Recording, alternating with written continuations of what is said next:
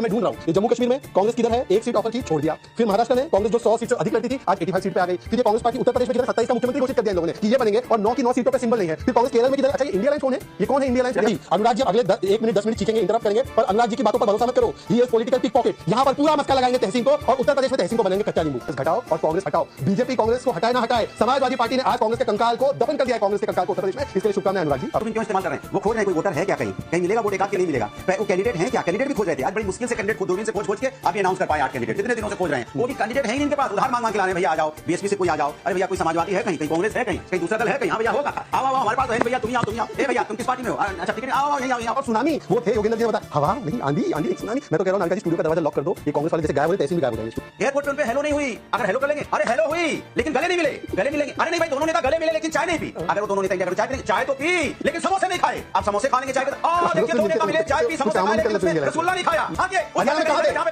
बेटा सो रहा है नौकरी मिलेगी।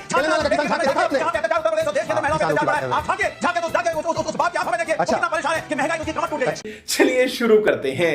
मैं ढूंढ रहा हूँ ये जम्मू कश्मीर में कांग्रेस किधर है, एक सीट ऑफर की छोड़ दिया। फिर महाराष्ट्र में कांग्रेस जो 100 सीट से अधिक लड़ती थी आज 85 सीट पे आ गई। फिर ये कांग्रेस पार्टी उत्तर प्रदेश में किधर है, 27 का मुख्यमंत्री घोषित कर दिया इन लोगों ने कि ये बनेंगे और 9 की 9 सीटों पे सिंबल नहीं है। फिर कांग्रेस केरल में किधर है, अच्छा ये इंडिया लाइंस कौन है, ये कौन है इंडिया लाइंस? प्रियंका जी एक सेकंड यहाँ मुकेश जी। और आपने नाविका जी अभी बोला कि गेम में कौन है। हम जब क्रिकेट खेलते थे तहसील में, जब एक साथ रहते थे तो हम लोग एक गेम खेलते थे कच्चा नींबू कौन है। आज कांग्रेस राजनीति की कच्चा नींबू बन गई है। कच्चा नींबू को कभी फुल ओवर नहीं मिलता, कच्चा नींबू को केवल मिनी ओवर डालने देते हैं ये अनुराग जी अब अगले 1 मिनट 10 मिनट चीखेंगे, इंटरप्ट करेंगे, पर अनुराग जी की बातों पर भरोसा मत करो। He is political pickpocket. यहाँ पर पूरा मस्का लगाएंगे तहसीन को और उत्तर प्रदेश में तहसीन को बनाएंगे कच्चा नींबू। तो इनकी बातों को अनदेखा करो। महाराष्ट्र में भी कच्चा नींबू ये बन गए हैं, जम्मू कश्मीर में भी कच्चा नींबू ये बन गए हैं, उत्तर प्रदेश में भी कच्चा नींबू तहसीन। आप बताइए इंडिया लाइंस कौन है? प्रियंका जी या मुकेश जी? प्रियंका गांधी वाड्रा और लेफ्ट भी है। अच्छा अनुराग से पूछो कि केरल में कौन है इंडिया लाइन, जवाब नहीं देंगे, कहीं इधर उधर जाएंगे, हर दिशा में जाएंगे, पर कांग्रेस का असलियत में। अच्छा ये बोलेंगे संविधान बचाओ ना, संविधान बचाओ नहीं, ये कांग्रेस घटाओ और कांग्रेस हटाओ। बीजेपी कांग्रेस को हटाए ना हटाए, समाजवादी पार्टी ने आज कांग्रेस के कंकाल को दफन कर दिया है, कांग्रेस के कंकाल को उत्तर प्रदेश में। इसके लिए शुभकामनाएं अनुराग जी आपको। जनता पार्टी के नेता दूरबीन लेके आ रहे हैं, पता दूरबीन क्यों इस्तेमाल कर रहे हैं? वो खोज रहे हैं कोई वोटर है क्या, कहीं मिलेगा वोट एक आध के नहीं मिलेगा। वो कैंडिडेट है क्या, कैंडिडेट भी खोज रहे थे आज बड़ी मुश्किल से कैंडिडेट दूरबीन से खोज के अभी अनाउंस कर पाए 8 कैंडिडेट। कितने दिनों से खोज रहे हैं, वो भी कैंडिडेट है ही नहीं इनके पास, उधार मांग के ला रहे हैं। भैया आ जाओ, बीएसपी से कोई आ जाओ, अरे भैया कोई समाजवादी है, कहीं कांग्रेस है, कहीं दूसरा दल है, कहीं हाँ भैया होगा, आओ हमारे पास तो है नहीं भैया, तुम ही आओ। ए भैया तुम किस पार्टी में हो?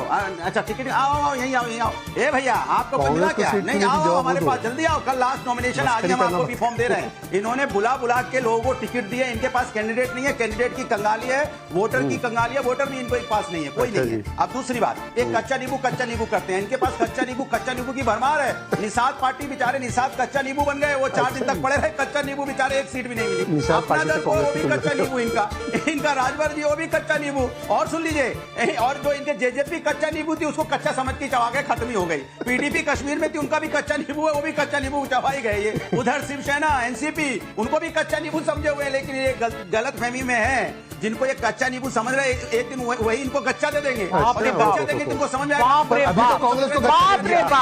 बाप रे बाप। अनुराग भदौरिया जी मुझे मौका दीजिए, मैं ओवेशन आपको बहुत सराहना चाहती हूँ। और सुनामी वो थे योगेंद्र जी ने बताया, हवा नहीं आंधी नहीं सुनामी। मैं तो कह रहा हूँ नाविका जी स्टूडियो का दरवाजा लॉक कर दो, ये कांग्रेस वाले जैसे गायब हो रहे तहसील भी गायब हो जाएंगे स्टूडियो में। अखिलेश जी, अनुराग जी बोले ना बोले, अखिलेश जी को थैंक यू बोलिए।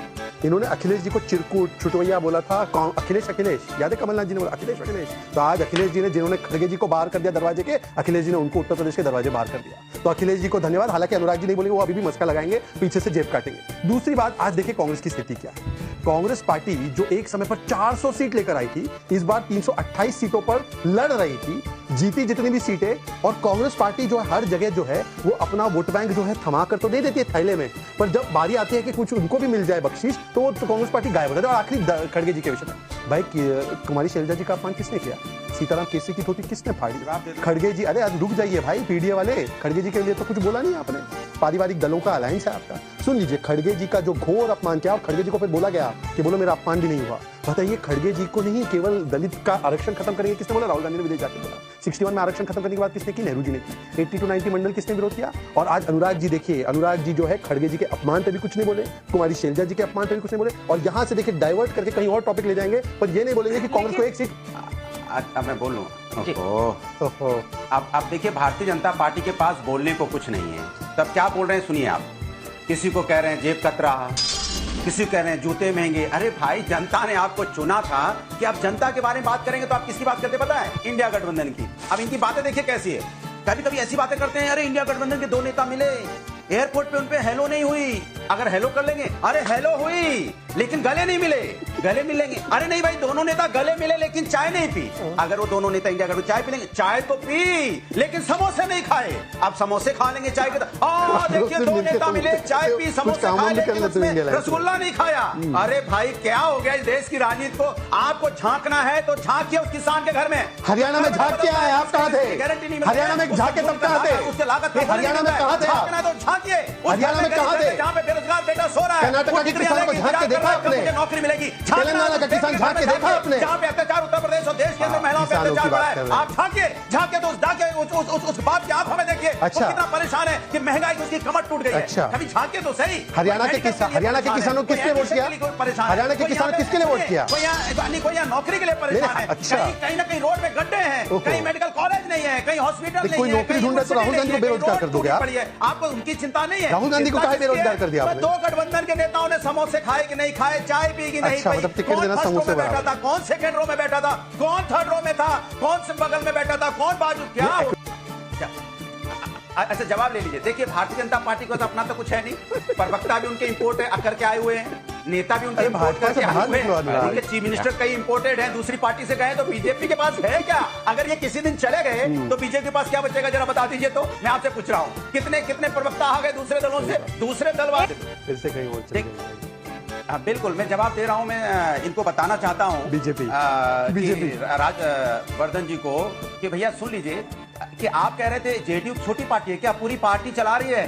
जेडीयू और टीडीपी अगर ना हो बीजेपी के साथ तो सत्ता में नहीं रहेगी। इसका तो जवाब दे दीजिए। जैसे बीजेपी की पोल खोलता हूँ, आप चिल्लाना शुरू कर देते हैं। अरे बीजेपी से बाहर निकला। भाई साहब, ऐसा है कि मैं जब पब्लिक के सवाल लूंगी तो आपके पीछे पड़ जाऊंगी, जब तक आप पब्लिक का सवाल का जवाब नहीं देंगे। बीजेपी से आप जितना मर्जी पॉइंट स्कोरिंग करते रहिए, लेकिन पब्लिक के सवालों का जवाब देना पड़ेगा। पब्लिक का सवाल, उसका जवाब दीजिए। अनुराग भदौरिया जी सीरियसनेस से पूछ रही, पब्लिक के सवाल का जवाब दीजिए। पुर्जा हिला कितना प्यार है। आप चुप बैठिए, आप बीजेपी प्रवक्ता, मैं कह रहा हूं आप एंकर बन जाइए ना, आप एंकर बन जाइए, छोड़िए राजनीति।